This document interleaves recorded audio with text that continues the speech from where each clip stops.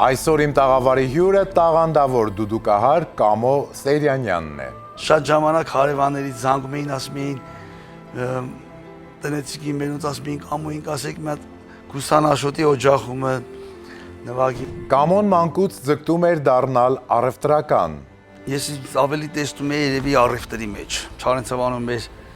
հացի փուռը կար, խանութը կար, ուզում էի ծնողներիս օգնել, բայց Ինչ պայմանով Կամոյի հայրը ստիպեց, որ Կամոն սիրի երաժշտությունը եւ գնա երաժիշտ դառնալու ճանապարհով։ ակարդիոն գնես, որ տունը նստի կողքս ինձ դամպայի ու ես նվագեմ։ Այդտենց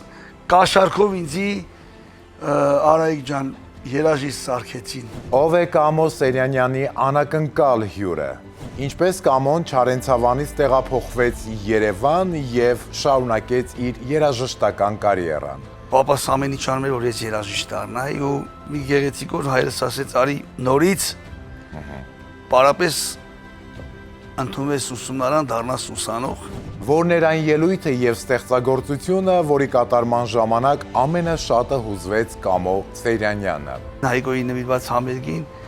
ես խեղդված մի կերպ նվագեցի, վերջացեցի։ Հուզիչ եւ խորիմաստ մտքեր, ահա այսպիսի բովանդակություն ունի Կամոյի գաղտնի նամակը։ Իսկ երբ կյանքը ծանր լինի, հիշիր, ինչ-որ մեկը միշտ